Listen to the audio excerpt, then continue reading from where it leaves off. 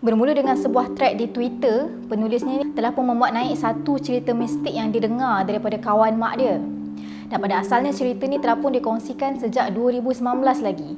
Dan penulis ni tanpa ada rasa nak raih publicity, dia pun saja-sajalah share cerita ni dekat Twitter.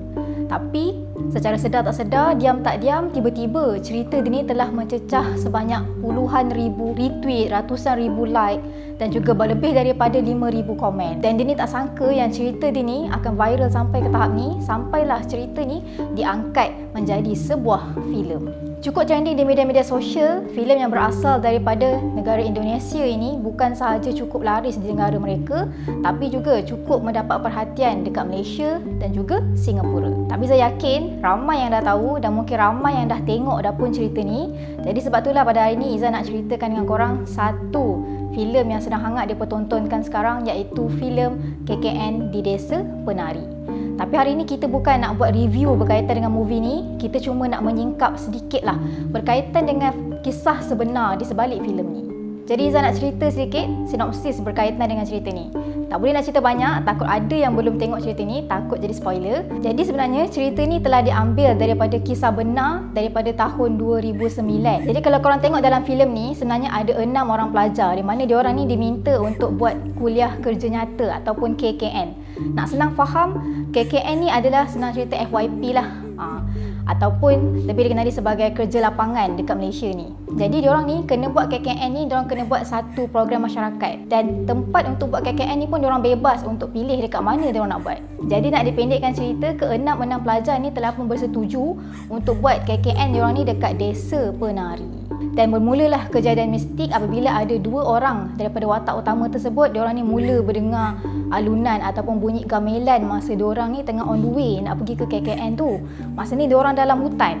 Dan kejadian-kejadian mistik ni berlanjutan bila diorang dah sampai ke kampung tu. Nak dijadikan cerita, terdapat beberapa watak utama ni diorang telah melanggar adat istiadat ataupun pantang larang tempat ni. Nak tahu apa yang jadi lepas tu? Korang kena tengoklah, dan jangan lupa untuk tinggalkan komen dekat ruangan bawah. Okay, cukup untuk sinopsis. Dan Izzah juga ada baca satu research yang mengatakan sebenarnya filem KKN di Desa Penari ni telah pun dianggap sebagai satu karya sastra cyber. Sebab apa? Sebab cerita ni kan pada asalnya telah di-up daripada Twitter. Dan penulisnya ni, Simple Man ni, orang tak tahu pun siapa dia. Orang tak kenal siapa dia sebab dia sendiri merahsiakan identiti dia. Dan kawan kepada mak dia ni pada asalnya tak nak pun cerita ni disebarkan. Tapi bila difikir-fikirkan balik, ada banyak pengajaran yang boleh diambil, maka dia pun tak nak direlakan juga. Tapi penulis ni dia baguslah. Dia janji dia tak akan dedahkan fakulti dan juga universiti yang terlibat. Dia janji dia tak akan dedahkan nama sebenar individu yang terlibat. Dan Desa Penari ni bukanlah nama lokasi sebenar tempat diorang buat KKN ni.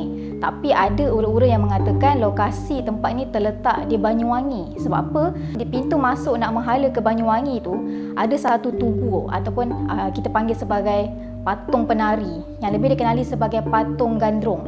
Di mana apa yang menyeramkan, ada yang mengatakan patung ni ada masa dia berubah posisi, terutama posisi tangannya. Ada yang nampak posisinya itu berada di bawah, ada yang nampak posisi tangan itu berada di sisi. Dan ada juga yang mengatakan tempat ataupun lokasi KKN ni berada di Bondowoso. Sebab kedua-dua tempat ni dia ada satu persamaan seperti lokasi yang ditunjukkan di dalam filem. Tapi ada juga yang kata tempat ni berada di Desa Kemiren. Tak tahu mana satu yang betul, tapi ketiga-tiga tempat ni ada kait-mengaitnya yang dikatakan mengetengahkan unsur-unsur Jawa. Sebab dalam cerita ni dia telah mengetengahkan unsur dan budaya orang Jawa.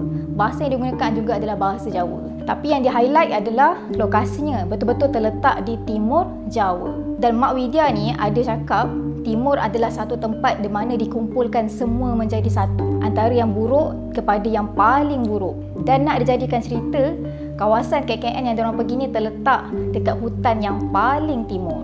Kalau korang tengok dalam filem ni, sebenarnya ada 6 orang pelajar yang terlibat. Tapi kalau ikutkan daripada cerita asal dia, ada 14 pelajar yang terlibat. Tapi hanya ada 6 orang saja yang betul-betul berkait dengan kisah ni. Dan penulis ni pula pada asalnya dia hanya menulis berdasarkan daripada sudut pandang Widya, iaitu sumber utama dia. Tapi Widya ni dia cakap dia rasa macam ada something wrong dengan kawan dia Nur ni. Jadi Widya ni minta supaya penulis ni kontak Nur sendiri, kot-kotlah Nur ni terbuka hati nak share daripada pandangan Nur.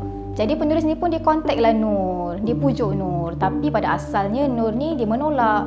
Tapi Widya ni dia pun pujuklah Nur ni. Dia kata akan ada banyak pengajaran yang orang boleh dapat daripada cerita ni.